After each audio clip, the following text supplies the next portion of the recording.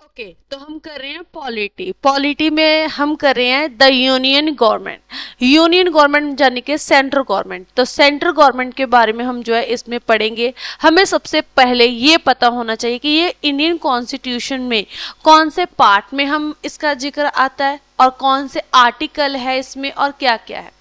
जैसे हम बात कर रहे हैं द यूनियन गवर्नमेंट की, तो ये सेंटर के बारे में है। सेंटर यानी कि हम सुनते हैं ना, केंद्रीय सरकार सुनते हैं, तो उसी के बारे में हम पढ़ेंगे। देखो जैसे सेंटर में कौन होते हैं, हम देखते हैं कि पीएम होते हैं, प्राइम मिनिस्टर होते हैं, राष्ट्रपति होते हैं, वाइस प्रेसिडेंट होते हैं, ठीक है। इसके अलावा जो है हम देखें तो सेंटर में और भी बहुत सारे कैबिनेट मिनिस्टर्स होते हैं, ठीक है, तो वो सेंटर में आ जाते हैं। ओके तो इसके अलावा हमारे पास पार्लियामेंट होगा। इसमें पार्लियामेंट में जो है हमारा लोकसभा राज्यसभा हो जाता है, और इसके अलावा पार्लियामेंट में कौन होते हैं, प्रेसिडेंट, ठीक है। ऐसे ही जो है हम कैसे ये मतलब कि कैसे ये गवर्नमेंट चलाती है देश को, मतलब जो यूनियन गवर्नमेंट है ये कैसे अपना काम करती है, कैसे देश के विकास के लिए काम करती है, या इसका उल्लेख कैसे किया गया है इंडियन कॉन्स्टिट्यूशन में, तो वो हम करेंगे, ठीक है। तो इसी से जो है हमें सबसे पहले तो पता होना चाहिए कि ये इंडियन कॉन्स्टिट्यूशन में कौन से पार्ट में है। तो ये इसका जो पार्ट है, पार्ट 5 है। मान लो कि हम ये क्या कर रहे हैं, इसमें जो है ये पार्ट 5 कर रहे हैं हम, ठीक है, इंडियन कॉन्स्टिट्यूशन का। जैसे हम बात करें तो शुरू में जब हमारा संविधान लागू हुआ था तो कब हुआ था, 26 जनवरी 1950 को। तो तब जो है कितने पार्ट्स थे, तो 22 पार्ट्स थे। अगर हम शेड्यूल्स की बात करें तो सिर्फ 8 शेड्यूल थे, अब बढ़ गए हैं, आर्टिकल भी बढ़ गए। आर्टिकल जो थे वो कितने थे, 395 थे। तो ऐसे करके अब तो चलो बढ़ गए, आर्टिकल भी बढ़ गए, शेड्यूल भी, और देखा जाए तो पार्ट्स भी। लेकिन अब हम बात कर रहे हैं पार्ट 5 की। तो पार्ट 5 में जो है किसके बारे में है, द यूनियन गवर्नमेंट के बारे में, सेंटर के बारे में। तो सेंटर के बारे में हम पढ़ेंगे। तो इसमें जो है सबसे पहले हमें पता होना चाहिए कि ये पार्ट 9 जो है पार्ट कौन सा है, 5 है, और इसमें आर्टिकल कौन कौन से, कहाँ से लेकर कहाँ से तक है।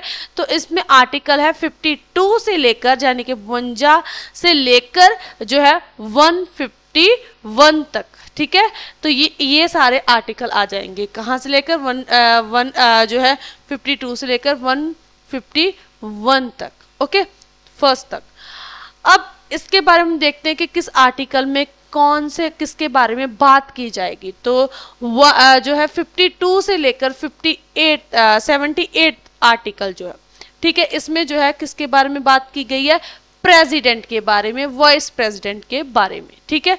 किसके बारे में बात की गई है, प्रेसिडेंट के बारे में और वाइस प्रेसिडेंट के बारे में। किन आर्टिकल्स में, 52 से लेकर 78 आर्टिकल जो है उसमें, ठीक है। ये आपको पता चलना चाहिए कि जो है 52 आर्टिकल से लेकर 78 आर्टिकल जो है उसमें प्रेसिडेंट और वाइस प्रेसिडेंट की बात की गई है, ठीक है। उसके बाद सेकंड इसमें जो है देखो, इसमें आगे कौन से आर्टिकल आ जाते हैं, तो 79 आर्टिकल से लेकर 122, ठीक है। 79 से लेकर 122 जो आर्टिकल है उसमें पार्लियामेंट की बात की गई है। उसमें जो है पार्लियामेंट के बारे में बात कर रहे हैं, और पार्लियामेंट में कौन कौन से आ जाते हैं, लोकसभा और राज्यसभा, और इसके साथ जो है पार्लियामेंट में कौन आते हैं, प्रेसिडेंट, ठीक है, इनके बारे में।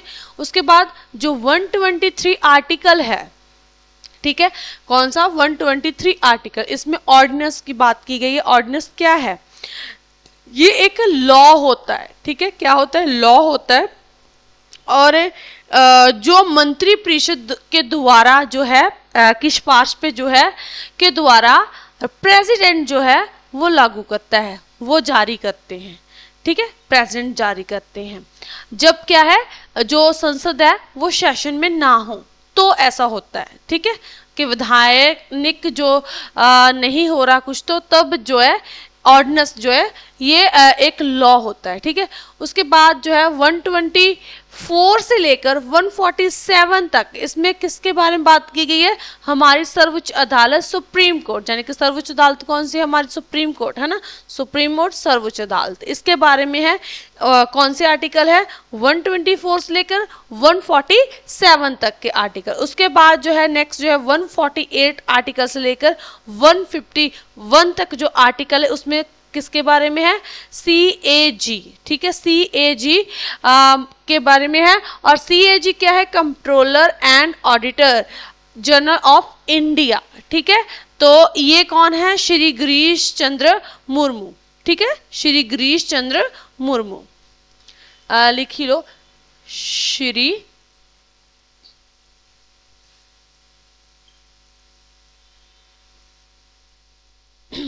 गिरीश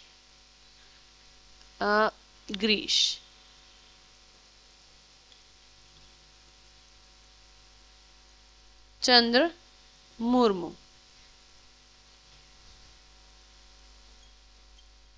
ओके, ऐसे प्रेसिडेंट हमारे कौन है? द्रौपदी मुर्मू, ठीक है।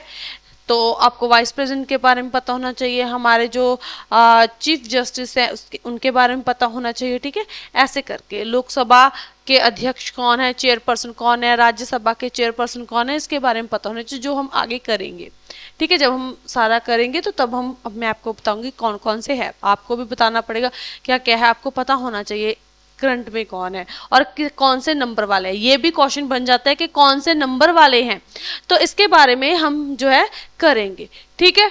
चलो, तो ये जो है आर्टिकल्स है, आर्टिकल का हमें पता चल गया किसमें हमने क्या पढ़ना है और कौन से पार्ट 5 है। और आर्टिकल 1 जो है 52nd आर्टिकल से लेकर 151st आर्टिकल जो है वो पार्ट 5 है। और पार्ट 5 किसके बारे में है? द यूनियन गवर्नमेंट के बारे में। क्लियर? यहां तक समझ आ गया आपको होगा। ओके,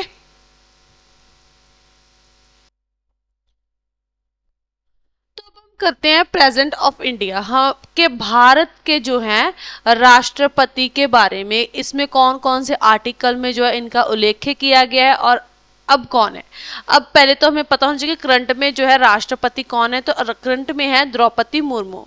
द्रौपदी मुर्मू जो है वो अब प्रेसिडेंट है इंडिया के, ठीक है। और अब हम बात करते हैं प्रेसिडेंट के बारे में। प्रेसिडेंट जो है ये भारत के फर्स्ट सिटीजन होते हैं, ठीक है। प्रेसिडेंट को क्या कहा जाता है? फर्स्ट सिटीजन ऑफ इंडिया, ठीक है, फर्स्ट सिटीजन ऑफ इंडिया, ठीक है। जो राष्ट्रपति है वो भारत के पहले नागरिक होते हैं, ठीक है। भारत के पहले नागरिक कहा जाता है किनको? प्रेसिडेंट को। अब इसमें हम आर्टिकल की बात करें तो जो 52nd आर्टिकल है, ठीक है, जो 52nd आर्टिकल है इसमें क्या कहा गया? इसमें जो है प्रेसिडेंट के पद के बारे में बात की गई है कि एक जो है भारत के प्रेसिडेंट होने चाहिए, राष्ट्रपति होने चाहिए, ठीक है, कि एक भारत के राष्ट्रपति होने चाहिए। इसके बारे में इसमें उल्लेख किया गया है, ठीक है। आर्टिकल 52 में राष्ट्रपति के पद के बारे में, पोस्ट के बारे में बात की गई है कि एक जो है भारत के प्रेसिडेंट जो है वो होने चाहिए। इस पोस्ट के बारे में अगर हम बात करें, इस ओहदे के बारे में बात की गई है, ठीक है, कि कौन सी पोस्ट होगी, उन्हें क्या कहा जाएगा, राष्ट्रपति होंगे, ठीक है। एक पद दिया गया है, राष्ट्रपति का ओहदा दिया गया है। और इसी में जो है आर्टिकल जो 53 है, आर्टिकल 53 में जो है इनकी शक्तियों के बारे में, पावर्स के बारे में बात की गई है। पावर्स, ठीक है, तो पावर्स के बारे में बात की गई है। राष्ट्रपति के पास कौन कौन सी जो है शक्तियां होंगी, इनके काम के बारे में बात की गई है, कौन कौन से कार्य करेंगे ये, ठीक है। तो इनके वर्क के बारे में, ठीक है, कौन कौन से काम होंगे, कौन कौन सी पावर है होंगी इनके पास, उसके बारे में बात की है। और आर्टिकल 54 में राष्ट्रपति की चोन के बारे में जो है आर्टिकल 54 जो है उसमें क्या है कि राष्ट्रपति को कैसे इलेक्ट किया जाएगा, ठीक है। तो यहाँ पे इलेक्ट के बारे में कि राष्ट्रपति का इलेक्शन के बारे में बात की गई है। तो अगर हम बात करें तो राष्ट्रपति का जो इलेक्शन है वो डायरेक्टली नहीं होता, हम डायरेक्टली जो है क्या है नहीं चुनते राष्ट्रपति को, इनडायरेक्टली वोट्स होती हैं, इनडायरेक्टली जो है इलेक्शन होता है। तो इनडायरेक्ट चुने जाते हैं कौन, राष्ट्रपति, क्योंकि ये ठीक है। उसके बाद अगर हम बात करें ठीक है राष्ट्रपति के बारे में,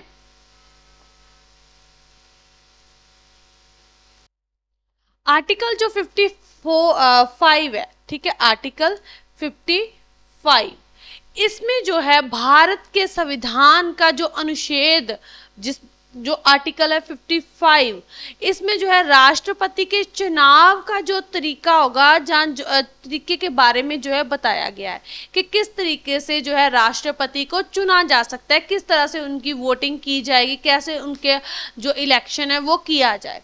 तो वो जो आर्टिकल है वो आर्टिकल होगा 55। उसके बाद 56 जो आर्टिकल है, कौन सा आर्टिकल, आर्टिकल 56 इसमें जो है किसके बारे में बात की गई है, तो इसमें जो है इनके टाइम पीरियड की बात की गई है कि जो है राष्ट्रपति का कार्यकाल कितना होगा 5 इयर्स का, ठीक है 5 इयर्स, 5 ईयर का जो है इनका जो है क्या होगा जो है कार्यक्रम इनका टाइम पीरियड होगा, ठीक है। उसके बाद जो है आर्टिकल जो है 57 आर्टिकल 57 तो इसमें जो है राष्ट्रपति के बारे में जो है पुनर्निर्वाचन के बारे में है कि कैसे पुनर्निर्वाचन किया जा सकता है, ठीक है। उसके बाद जो है आर्टिकल 58 आर्टिकल 58 जो है उसमें जो है योग्यता कि क्या योग्यता होनी चाहिए, क्या क्वालिफिकेशन होनी चाहिए राष्ट्रपति बनने के लिए, ठीक है, उसके बारे में बात की गई है आर्टिकल जो है 58 में। आगे जो है 59 में जो है 59 आर्टिकल जो है उसमें जो है शर्तें लिखी गई हैं, शर्तें, ठीक है, इसमें जो है क्या है शर्तें लिखी गई हैं क्या होंगी। उसके बाद जो 60 आर्टिकल है आर्टिकल जो है जो 60 है इसमें शपथ यानी कि ऑथ के बारे में, ठीक है, ऑथ, ओके, ऑथ जो है उसके बारे में शब्द के बारे में बात की गई है आर्टिकल 60 में। उसके बाद आर्टिकल जो है 61 आर्टिकल जो 61 है इसमें जो है किसके बारे में बात की है इम्पीचमेंट की, इम्पीचमेंट, ठीक है, आर्टिकल 61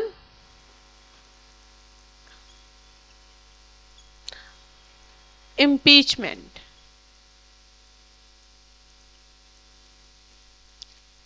ठीक है, महादोष के बारे में बात की गई है।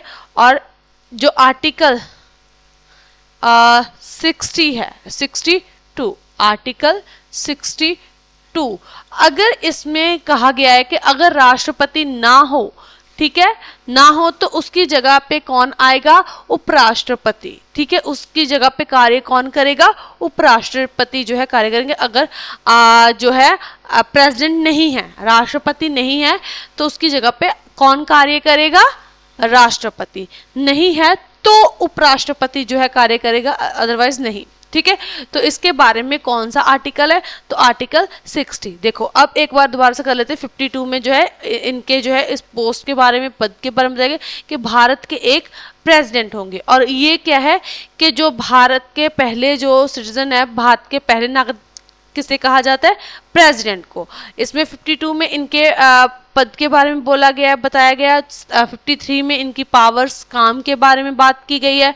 54 में इलेक्शन के बारे में बात की गई है, और 55 में इलेक्शन का कैसे तरीका होगा, क्या मतलब कैसे होगी वोटिंग, ठीक है, उसके बारे में बात की, कौन सा तरीका होगा। 56 में जो है किसके बारे में कि कितना कार्यकाल होगा, 5 साल का इनका कार्यकाल होता है, ठीक है, उसके बारे में है। और 57 में जो है वो किसके बारे में, तो 57 में जो है पुनर्निर्वाचन के बारे में है। 58 में जो है वो किसके बारे में, तो 58 में जो है क्वालिफिकेशन यानी कि योग्यता के बारे में बात की गई है। 58 में 7 में योग्यता के बारे में, और 58 में योग्यता होगी, ठीक है, इसमें निर्वाचन योग्यता, और 59 में जो है इसमें शपथ के बारे 59 में जो है शर्तें हैं, 60 में जो है ऑथ, ठीक है, मतलब कि शपथ के बारे में बात की गई है। उसके बाद 61 जो है ये इम्पीचमेंट के बारे में, अगर राष्ट्रपति पे कोई दोष लगाया जाता है तो उनको उनके पद से नहीं हटाया जा सकता, इम्पीचमेंट के थ्रू जो है किया जाता है, मतलब ठीक है, सीधे उनको पद से कोई भी हटा नहीं सकता उनके मतलब कि किसको, राष्ट्रपति को। और जो 62 आर्टिकल है इसमें क्या कहा गया है कि इसमें कहा गया है कि अगर राष्ट्रपति नहीं है तो उपराष्ट्रपति जो है उनकी जगह पे कार्य करेगा, ठीक है, नहीं है तो कौन होगा, उपराष्ट्रपति। क्लियर, ओके, ये थे आर्टिकल। अब हम इनके बारे में थोड़ा सा पढ़ते हैं, किनके बारे में, प्रेसिडेंट के बारे में, कि ये कैसे होती है या इनका इलेक्शन कैसे होता है। ओके, तो वो हम करते हैं।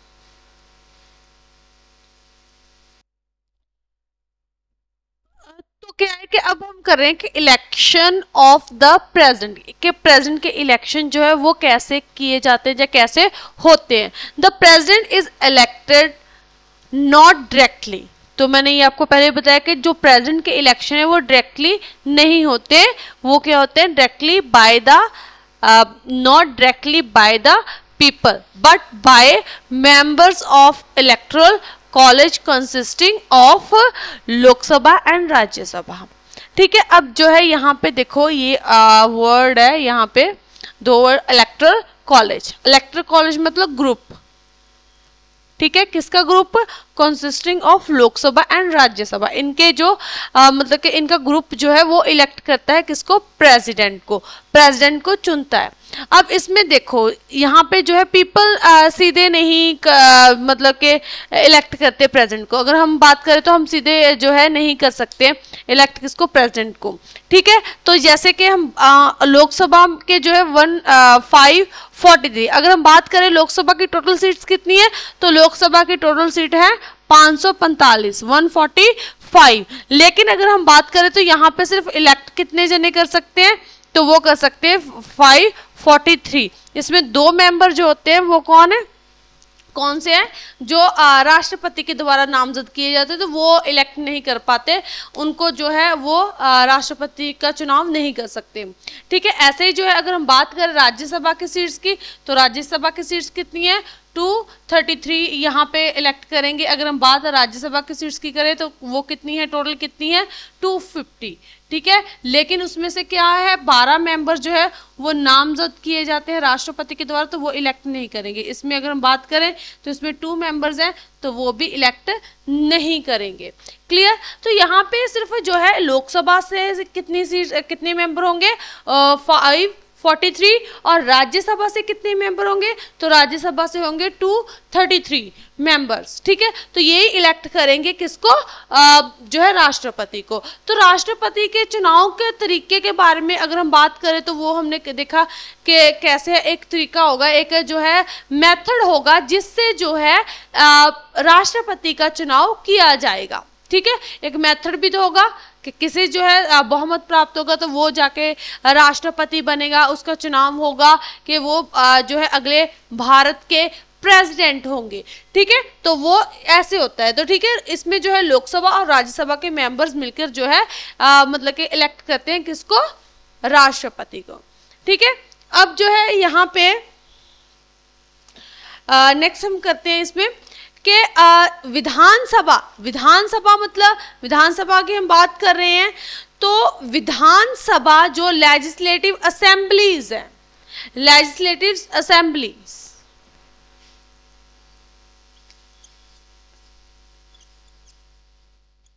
लेजिस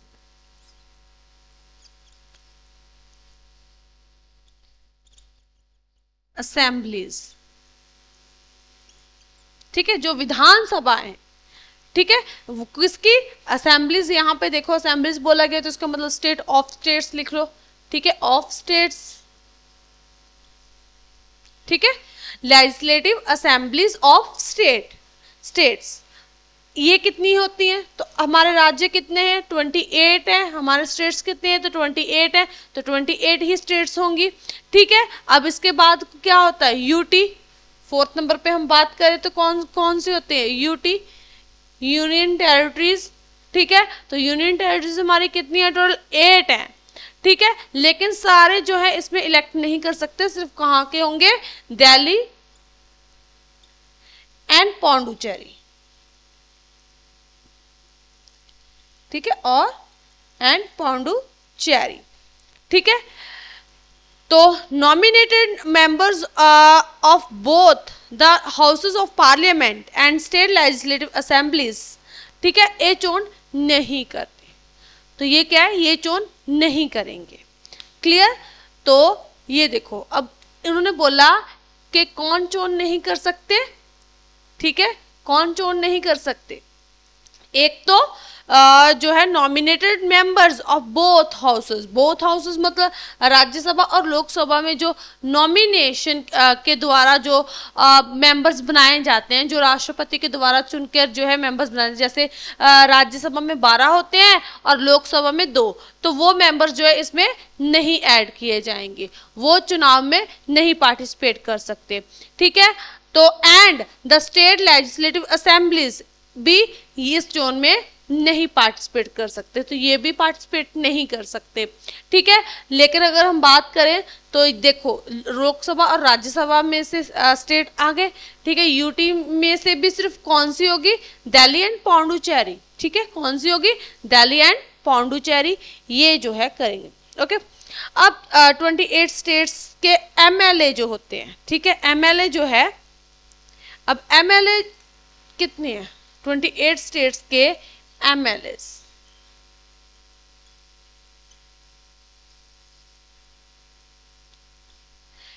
एमएलए तो क्या है, ये मेंबर ऑफ लेजिस्लेटिव असेंबली। ठीक है, इसकी फुल फॉर्म क्या है, members of legislative assembly. Okay, तो ये टोटल कितने हैं, अगर हम बात करें तो ये टोटल है 4120 मेंबर। 4000, इनकी गिनती कितनी है, 4120 मेंबर। ठीक है, स्टेट में।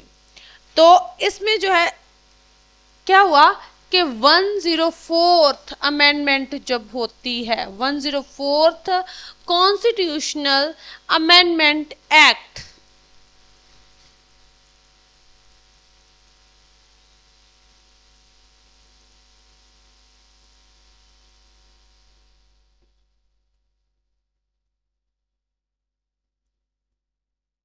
अमेंडमेंट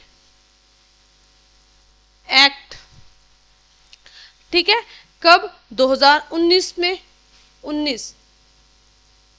ठीक है, से पहले की बात हम करें, पहले 2 मेंबर नॉमिनेटेड होते थे, किसमें, लोकसभा में। ठीक है, लोकसभा में 2 होते थे, कौन से होते थे, एंग्लो इंडियन मेंबर 2 होते थे, नामजद किए जाते, वो नहीं कर सकते थे इसमें पार्टिसिपेट। ओके, ठीक है, इसके अलावा अगर हम बात करें तो ये लोकसभा के हो गए, और 25 जनवरी 2020 में इन्हें हटा दिया गया कि ये नहीं पार्टिसिपेट कर सकते, किसमें, प्रेजेंट के इलेक्शन में। ठीक है, अब अगर हम बात करें तो value of the vote of MLA की वैल्यू कैसे होगी, क्योंकि देखो इलेक्ट किए जाते हैं ना, इलेक्शन होते हैं, हम वोट जो है हम अपने एरिया में किसको चुनते हैं, एमएलए चुन सकते हैं, हम उसे डायरेक्ट वोट देते हैं। ठीक है, तो वो हम अपने मतलब कि उसे हम डायरेक्टली वोटिंग होती है उसकी। ठीक है, डायरेक्ट वोटिंग होती है तो उसे हम देते हैं, तो वो जो है उसकी वैल्यू कैसे निकालेंगे कि किसके पास कितनी है, तो वही आगे जाके काउंट होंगी कि किसके पास कितनी है, तो वो एमएलए जब जाकर आगे प्रेसिडेंट को वोट करेगा, या असेंबली में, या राज्यसभा, या लोकसभा में जो एमएलए होते हैं, ठीक है, तो वो जब करेंगे तो उसके बारे में बात करते हैं। ठीक है, तो कैसे वैल्यू निकाली जाती है प्रेसिडेंट के लिए, सबसे पहले तो एमएलए के लिए। ठीक है,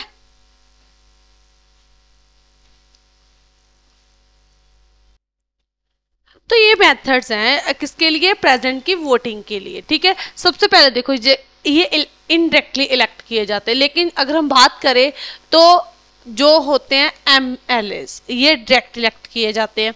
जैसे देखो, तो टोटल पॉपुलेशन ऑफ स्टेट, जो टोटल पॉपुलेशन होगी स्टेट की, तो उसको जो है डिवाइड किया जाएगा total member of the elected. तो टोटल जो इलेक्ट किए जाएंगे MLA जो होंगे, ठीक है, उन वो होंगे, और उसे मल्टीप्लिकेशन किसे 1/100 से जो है उसे मल्टीप्लिकेशन किया जाएगा। तो ऐसे जो करके जो है स्टेट की टोटल पॉपुलेशन जाएगी, उसके जो है बटा में जो है क्या होगा, टोटल मेंबर ऑफ इलेक्टेड होंगे कि कौन से मेंबर टोटल इलेक्ट किए गए हैं, और उसको जो है मल्टीप्लिकेशन किससे कर देंगे, 1/100 से मल्टीप्लिकेशन कर देंगे।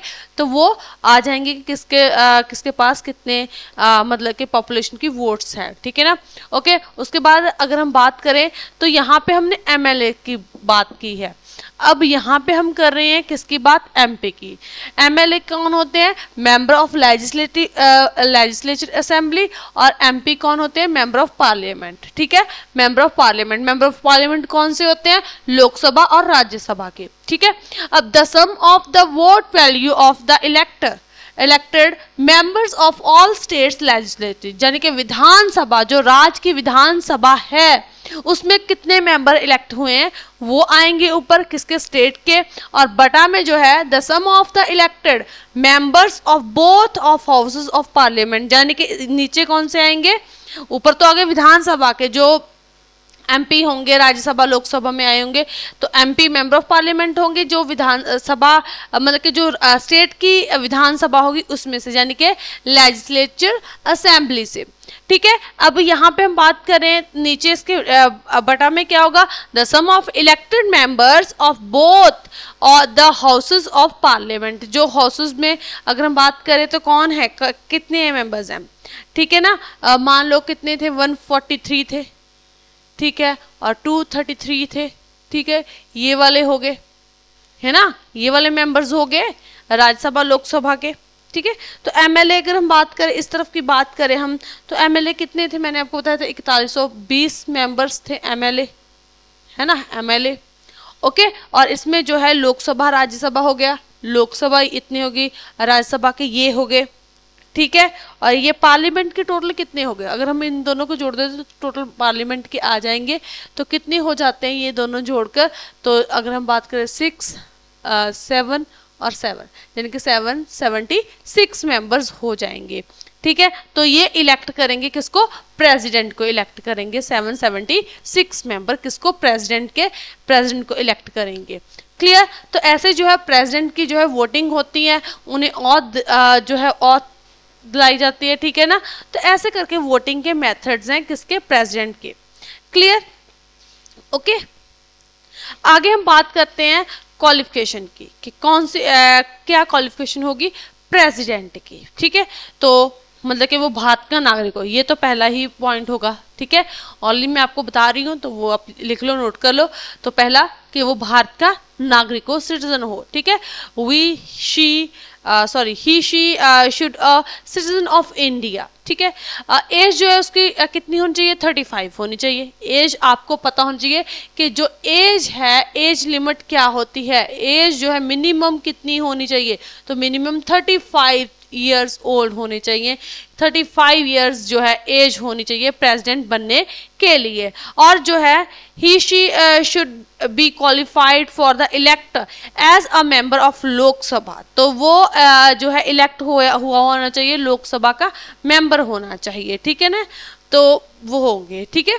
तो क्या है, should be qualified for election as a member of the Lok Sabha. इसके अलावा अगर हम और बात करें तो वो जो है गवर्नर, यानी कि राष्ट्रपति उपराष्ट्रपति भी रह चुके हों तो भी वो इलेक्शन दोबारा से लड़ सकते हैं, मतलब अगर वो पहले राष्ट्रपति हैं तब भी वो इलेक्ट कर सकते हैं। इसमें कोई वो नहीं है कि एक बार बन गए तो दूसरी बार नहीं बन सकते, ऐसा कुछ नहीं है। जितनी बार चाहे, भारत में ऐसा है कि भारतीय संविधान में कि जितनी बार चाहे आप जो है राष्ट्रपति बन सकते हैं, ठीक है। तो इसके अलावा 50 लोगों से जो है आपको साइन लेकर आने होंगे, ये भी क्वालिफिकेशन में ही आएगा कि 50 लोगों से जो है साइन लेकर आने पड़ेंगे जो है प्रपोजर के लिए, तो के तौर पर कि जो है 50% जो है वो इलेक्टर एज अ स्टैंडर्ड्स जो होंगे के तौर पर, जो MP या MLA के हो, किसी के भी हो, तो एमएलए के लिए हो आप 50 एमएलए के लिए हो, या एमपी के तो 50 जने के साइन होने चाहिए। अगर आपने जो है राष्ट्रपति के पद के लिए चुनाव करना है तो आपको उनके साइन लेके आने पड़ेंगे। इसके अलावा आपको जो है रिजर्व बैंक ऑफ इंडिया में जो है 1500 रुपये 15,000 रुपये जो है वो मतलब के फीस पे करनी पड़ेगी कि आपने जो है राष्ट्रपति के चुनाव के लिए जो है चुनाव में हिस्सा लेना है। तो आपको रिजर्व बैंक ऑफ इंडिया जो हमारा है उसमें आपको 15,000 रुपये फीस पे करनी पड़ती है। ठीक है, ऑथ की हम बात करें, ऑथ ऑफ द जो है ऑथ प्रेसिडेंट की जो ऑथ होती है तो वो चीफ जस्टिस ऑफ इंडिया यानी कि सुप्रीम कोर्ट के जो है मुख्य जज जो न्यायाधीश होते हैं उनके द्वारा जो है उन्हें ऑथ दिलाई जाती है। तो किसके द्वारा? ऑथ, ठीक है, तो ऑथ दिलाई जाती है चीफ जस्टिस ऑफ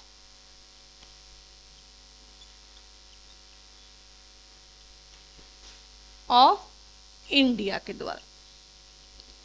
ठीक है, ओके। तो एमपी और एमएलए नहीं होना चाहिए, ठीक है, और विदाउट पेमेंट ऑफ रेंट नहीं होना चाहिए, ठीक है। ऐसे ऑफिशियल प्रेसिडेंट द जो है राष्ट्रपति भवन में जो मतलब के रेजिडेंस कहाँ पे रहते हैं आपको पता है? जब राष्ट्रपति होते हैं उनके लिए जो है मतलब सॉरी प्रेसिडेंट हाउस है, आपने देखा होगा प्रेसिडेंट हाउस होता है, उनके लिए स्पेशल रखा होता है, वहाँ पे ही जो है राष्ट्रपति भवन में ही प्रेसिडेंट रहते हैं, रेजिडेंसी उनकी वहीं पे, ऑफिशियली रेजिडेंसी वहीं पे होती है, विदाउट पेमेंट ऑफ रेंट होता है, ठीक है, ओके। 2018 में जो है इनकी सैलरी जो पहले कितनी थी, सैलरी की हम बात करें तो पहले थी 1.5 लाख रुपए, ठीक है, सैलरी। तो सैलरी पहले कितनी थी? तो पहले 1.5 लाख रुपए थी, ठीक है। अगर हम बात करें, ये 2018 की बात कर रही हूँ, 2018 में तक इतनी सैलरी थी। अब हम बात करें करंट की तो अब है 5 lakh per month, 5 lakh per month, okay, 5 lakh per month. पहले इनकी 1.5 लाख हुआ करती थी। रिटायर जब होते तो 3 लाख रुपए इन्हें दिए थे। 5 साल तक के लिए इनका जो होता है टाइम पीरियड, अब मैंने आपको पहले बताया, तो 5 साल तक ये रहते हैं, ठीक है। उसके बाद जो है रेजिग्नेशन लेटर, अगर मान लो इन्होंने अपने मतलब के इन्हें हटाया नहीं जा सकता, लेकिन इनकी इच्छा है कि इन्हें जो है रेजिग्नेशन लेटर देना, अपने ओहदे से इस्तीफा देना है, तो ये रेजिग्नेशन लेटर किसको देंगे? तो ये रेजिग्नेशन लेटर देंगे वाइस प्रेसिडेंट को, ना कि आप ऐसा नहीं कह सकते कि ये प्राइम मिनिस्टर को देंगे या चीफ जस्टिस ऑफ इंडिया को देंगे, नहीं, ये जो है अपना इस्तीफा किसे देंगे? वाइस प्रेसिडेंट को। क्लियर? अगर मान लो कि वाइस प्रेसिडेंट ने इस्तीफा देना हो तो वो राष्ट्रपति को देंगे। ये मतलब कि इस्तीफा देना हो, रेजिग्नेशन लेटर देना हो तो एक दूसरे को देते हैं, राष्ट्रपति और उपराष्ट्रपति। इसके अलावा रेजिग्नेशन लेटर, ठीक है, तो ये अगर राष्ट्रपति को उसके ओहदे से हटाना हो तो ऐसा नहीं हो सकता, उनको उनके ओहदे से नहीं हटाया जा सकता, ठीक है। तो उसके लिए प्रोसेस होता है कौन सा? इम्पीचमेंट, ठीक है। इम्पीचमेंट जो है प्रोसेस होता है, उनको उनके ओहदे से हटाया नहीं जा सकता, ठीक है। तो इम्पीचमेंट ऑफ प्रेसिडेंट, तो वहां दोष लगाया जाता है तो वो काफी टाइम चलता है, उसके सुनवाई होती है, तो इम्पीचमेंट के द्वारा जो है राष्ट्रपति को हटाया जा सकता है। तो ये आर्टिकल जो था कौन सा था? 61 में जो है महादोष लगाया जा सकता है राष्ट्रपति के ऊपर, लेकिन उनको हटाया नहीं जा सकता उनके पद से, वो अपनी इच्छा से इस्तीफा दे वो अलग बात है, ठीक है, ओके। तो ये थे आर्टिकल किसके? प्रेसिडेंट के। ये सेंट्रल गवर्नमेंट में अगर हम बात करें तो की बात कर रहे हैं हम, यूनियन गवर्नमेंट कर रहे हैं, तो इसके अंदर आते हैं प्रेसिडेंट, जो भारत के यानी कि पहले सिटीजन कौन है? भारत के राष्ट्रपति। क्लियर? Okay, thank you.